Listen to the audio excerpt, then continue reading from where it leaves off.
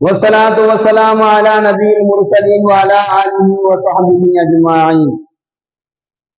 أعوذ بالله من الشيطان الرجيم بفضل بسم الله الرحمن الرحيم. ربنا إننا سمعنا مناديا ينادي بالإيمان أن آمنوا بربكم فآمنا. எங்கள் இறைவா, உங்கள் இறைவனை நம்புங்கள், ஈமான் கொள்ளுங்கள் என்று எங்களை ஈமானின் பக்கம் அழைக்கும் ஒரு அழைப்பாளர் அழைப்பு கொடுத்தார். அதை நாங்கள் செவிமடுத்தோம். அன் ஆமினு பிரப்பிக்கும் ஃபஆமன்னா, எனவே நாங்கள் ஈமான் கொண்டோம். இந்த துஆவை அல்லாஹ் தஆலா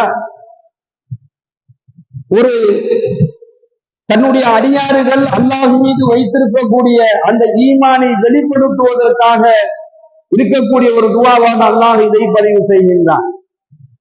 உன்னுடைய அழைப்பாளர் எங்களை அழைத்தார், ஈமான் கொள்ளுங்கள், அல்லாஹுவை நம்புங்கள், அல்லாஹுவை ஈமான் கொள்ளுங்கள் என்பதாக உன்னுடைய அழைப்பாளர் எங்களை அழைத்தார். அவர் அழைத்ததை நாங்கள் செவியுற்றோம். செவியுற்றதன் காரணத்தினால் நாங்கள் உன்னை ஈமான் கொண்டோம் என்பதாக துஆவினுடைய வாசகத்தை வார்த்தையை அல்லாஹ் தஆலா நமக்கு சொல்லி காண்பிக்கின்றார். கண்ணியமிக்க அல்லாஹ்வின் நல்லடியார்களே, சகோதரர்களே, அல்லாஹ் யார், அல்லாஹை நாம் எப்படி ஈமான் கொள்ளுவது என்பதை அல்லாஹ்வினால் அனுப்பப்பட்ட இறை தூதர்கள் நபிமார்கள் நமக்கு சொல்லிக் கொடுக்கின்றார்கள். பெருமானார் ஸல்லல்லாஹு அலைஹி வஸல்லம் அன்னவர்கள் ஈமான் கொள்வதை பற்றியும் அல்லாஹுவை நம்புவதை பற்றியும், அவன் மீது நம்பிக்கை கொள்வது, அவனின் மீது உறுதியான ஈமான் கொள்வது, இந்த ரெண்டையுமே ஸல்லல்லாஹு அலைஹி வஸல்லம் அன்னவர்கள் நமக்கு சொல்லி தருகின்றார். அல்லாஹ் தன்னுடைய திருமறையிலே பேசுகின்றான். ஒரு 5 வகையான விஷயங்களின் மீது சத்தியம் செய்துவிட்டு அல்லாஹ் ஒரு மிகப்பெரிய ஒரு நாளை பற்றி அல்லாஹ் பேசுறான். ஒரு நாளை பற்றி அல்லாஹ் பேசுவதற்கு முன்னாடி அல்லாஹ் சத்தியம் செய்கிறான் என்று சொன்னால் அல்லாஹ்வினுடைய சத்தியம் எவ்வளவு உயர்வானது என்பதை நாம் புரிந்து கொள்ள முடிகின்றது. அல்லாஹ் சொல்றான், நன்மைக்காக அனுப்பப்படுபவர்களின் மீது சத்தியமாக, நன்மைக்காக வேண்டி அனுப்பப்படக்கூடியவர்கள் மீது சத்தியமாக, பல ஆசிஃபாத்தி ஆசிஃபா, அதிவேகமாக செல்லக்கூடிய காற்று புயலின் மீது சத்தியமாக, மூணாவது ஒன்னாசிராத்தி நஷரா, மேகங்களை பறக்கும் விழுபவர்களின் மீது சத்தியமாக, உண்மை பொய்யை தெளிவாக பிரித்து வைப்பவர்களின் மீது சத்தியமாக, முழுக்கையாற்றி நிற்கிறா, நல்லவைகளை எடுத்துரைப்பவர்களின் மீது சத்தியமாக, இன்னமா தூவாது உணவாக, இந்த நன்மைக்காக அனுப்பப்படுவதன் மீது சத்தியமாக, காற்று புயலின் மீது சத்தியமாக, மேகங்களை பறக்க விடுபவர்களின் மீது சத்தியமாக, உண்மையை பொய்யை பிரித்து அறிவிக்கக்கூடிய அந்த தெளிவான விஷயங்களின் மீது சத்தியமாக, நன்மைகளை எடுத்துரைப்பவர்களின் மீது சத்தியமாக, அப்படின்னு அல்லாஹு தஆலா ஒரு 5 வகையான விஷயங்களின் மீது சத்தியம் செய்துவிட்டு 6வதாக அல்லாஹ் என்ன சொல்றானா, இன்னமா தூஆதுன லவாக, நிச்சயமாக பயமுறுத்தக்கூடிய அந்த நாள் வந்தே தீரும் என்பதாக எல்லாம் வல்ல இறைவன் அந்த கியாமத் நாளினுடைய அந்த நிலையை பற்றி அல்லாஹ் பேசுறான். பயமுறுத்தக்கூடிய அந்த நாள் வந்தே தீரும்.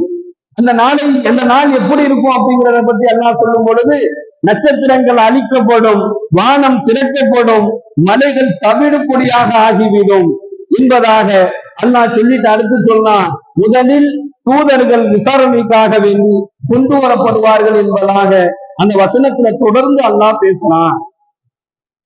அந்த நாளை பற்றி ஏன் அல்லாஹ் தஆலா இவ்வளவு ஒரு சத்தியமிட்டு அல்லாஹ் சொல்லணும் அப்படின்னு சொன்னா, அந்த நாளை நம்பாமல் இருந்தார்கள் அந்த இறை மறுப்பாளர்கள். அப்படிப்பட்ட ஒரு நாளை அவர்கள் நம்பவில்லை. அப்படிப்பட்ட ஒரு நாளின் மீது அவர்களுக்கு எந்த விதமான ஒரு உரிய நம்பிக்கை வராததன் காரணமாக இந்த 5 வகையான பொருள் விஷயங்களின் மீது சத்தியம் விட்டு அந்த நாளை பற்றி அல்லாஹ் பேசுறான். அந்த நாள் சாதாரணமான ஒரு நாள்ல, கண்ணியமிக்க சகோதரர்களே, பாவம் செய்ததனுடைய கொடுமையை நம்ம அந்த நாள்ல தான் தெரிஞ்சுக்க முடியும். அல்லாஹ் சொல்றான், இந்த வசனத்திற்கு விரிவுரையாளர்கள் சொல்லுகிறார்கள், வேதனையை கண்டு ஒவ்வொருவரும் அச்சத்தின் உச்சத்தில் இருப்பார்கள் என்பதாக சொல்லப்படுகின்றது. அல்லாஹ்வினுடைய வேதனையை கண்டு என்ன செய்வாங்க? ரொம்ப பயங்கரமாக பயந்த நிலையில இருப்பாங்க. ஒருவருக்கும் பேச்சு வராது, புலம்பல் சப்தம் தான் வரும்.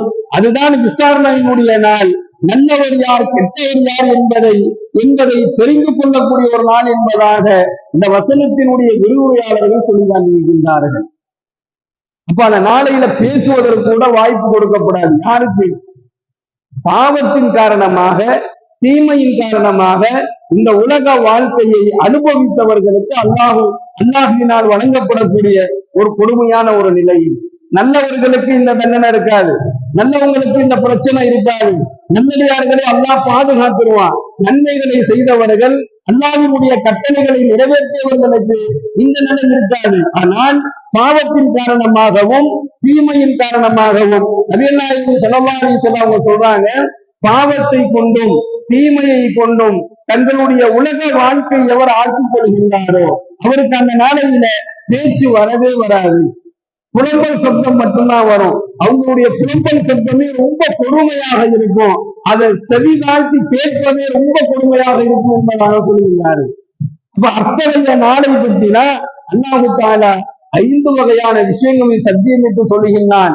அந்த நாளையில அன்ஆமினு பிரப்பிக்கும் ஃபாமன்னா, யா அல்லாஹ் இன்னை நாங்கள் ஈமான் கொண்டோம் என்பதாக அந்த ஒரு கூட்டத்தில் நாம் சேர வேண்டும் என்று சொன்னால் அல்லாஹ்வினுடைய கட்டளைகளை நிறைவேற்றக்கூடிய விஷயத்துல, அதிலும் குறிப்பாக தொழுகையுடைய விஷயத்துல கவனமாக இருக்க வேண்டும் என்பதை சொல்லப்படும். ஏன் அப்படின்னு சொன்னா, முதலாவது விஷயம், மறுமை நாளையில ஹஜ்ரத்னா இப்னு அப்பாஸ் ரலியல்லாஹு அவர்கள் இந்த ஹதீஸ் அறிவிக்கிறாங்க. மறுமை நாளையில அல்லாஹ் கூப்பிட்டு என்ன சொல்லுவானா, சஜிதா செய்யுன்னு சொல்லி அல்லாஹ் சொல்லுவான். சஜிதா செய்யி அப்படின்னு சொல்லி அல்லாஹ் சொல்லுவான். சஜிதா செய்ய முடியாது. ருக்கு செய்ய சொல்லப்படும், ருக்குவும் செய்ய முடியாது.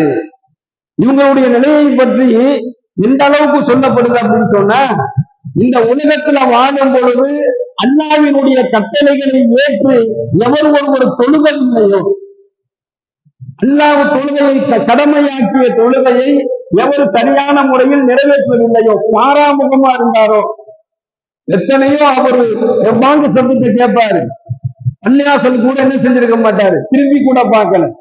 தொழுகையின் மீது ஒரு ஆர்வம் இல்லை, தொழுக வேண்டும், அந்த கடமையை நிறைவேற்றும் என்று சொல்லக்கூடிய அந்த ஆர்வம் அவர்கிட்ட இல்ல. தொழுகையை கண்டு பாராமுகமா இருந்தாரு. தொழுகையை உரிய நேரத்தில் அந்த தொழுகையை அவர் நிறைவேற்றல. தொழுகையில ரொம்ப அசட்டையாக இருந்தாரு, ரொம்ப கவனக்குறைவாக இருந்தாரு. அந்த தொழுகையின் பக்கம் அவர் திரும்பி கூட பார்க்கலையோ, இந்த மாதிரி ஆட்களுக்கு என்ன நிலைமை ஏற்படும் சொன்னா, அல்லாஹ் கூப்பிட்டு சஜிதா செய்ய அப்படின்னு சொல்லி சொல்லுவான். அவங்களால சஜிதா செய்ய முடியாது. ஆனா சஜிதா செய்வதற்கு எல்லா முயற்சியும் அவர் செய்வாரு. ஆனா அவரால் சஜிதா செய்ய முடியாது. ருக்கு செய்ய சொல்லுவான். அவர் ருக்கு செய்வதற்கு தன்னுடைய உடம்ப என்ன செய்வாரு, குளிர்றதுக்கு முயற்சி செய்வாரு. அவரால் ருக்கு செய்ய முடியாது என்பதாக அதற்கு இப்னு அப்பாஸ் ரலியல்லாஹு அவர்கள் இந்த ஹதீஸ் அறிவிக்கிறாங்க.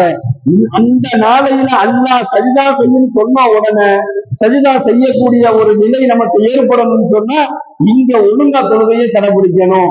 அந்த நாளையில அல்லாஹ் ருக்கு செய்யுங்கள் என்பதாக சொல்லும் பொழுது உடனடியாக ருக்கு செய்யணும்னு சொன்னா இங்க தொழுகையை கடைபிடிக்கணும் என்பதாக இப்னு அப்பாஸ் ரலியல்லாஹு அவர்கள் இந்த ஹதீஸை அறிவிக்கின்றார்கள். அல்லாஹ் பாதுகாக்கணும். இது ஒன்னாவது. இரண்டாவது, ஒரு மனிதரை கொண்டு வரப்படும், அவருக்கும் சஜிதா செய்ய ருக்கு செய்யும் சொல்லி சொல்லப்படும். ஆனா என்ன செய்ய முடியாது, அவர்னால ருக்குவும் செய்ய முடியாது, சஜிதாவும் செய்ய முடியாது. என்ன காரணம் அப்படின்னு சொன்னா, அவருடைய முதுகுக்கும் அவருடைய இடுப்புக்கு கீழ்ப்பகுதியில் இருக்கக்கூடிய அந்த கீழ்ப்பகுதியும், இடுப்புக்கு கீழ்ப்பகுதியும் அவருடைய முதுகும் வளையாது. அது எப்படி ஆகிடும் அப்படின்னு சொன்னா மரப்பலகையை போன்றதாக ஆகிவிடும் என்பதாக ஒரு ஹதீஸில் அறிவிக்கப்படுகிறது. இது யாருக்கு அப்படின்னு சொன்னா, எவர் ஒருவர் மேல சொன்னது சுத்தமா தொழுகாதவங்களுக்கு ருக்குவும் செய்ய முடியாது, சஜிதாவும் செய்ய முடியாது.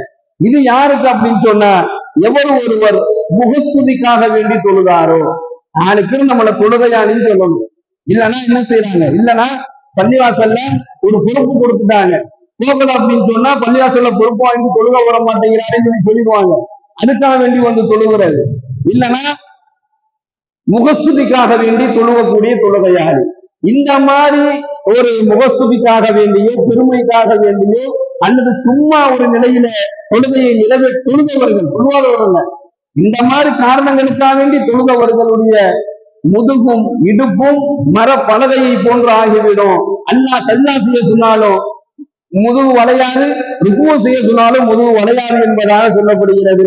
அல்லாஹ் பாதுகாக்க வேண்டும். வயலும் யௌமைதில் கத்பிபீன். அல்லாஹ் சொல்றான், அந்த நாளையில பாவம் செய்தவர்கள், அல்லாஹ்வினுடைய கட்டளைகளை நிராகரித்தவர்கள், மறுத்தவர்கள், மறுத்து வாழ்ந்தவர்கள், அதை உதாசீனப்படுத்தினவங்க, அல்லாஹ்வினுடைய கடமைகளையும் கட்டளைகளையும் பாராமுகமாக நினைச்சவங்க எல்லாத்துக்குமே வயலும் யௌமைதில் முகத்பிபீன். அந்த நாளையில கேடுதான் இருக்கிறது என்பதாக அல்லாஹ் சொல்லி காண்பிக்கின்றான்.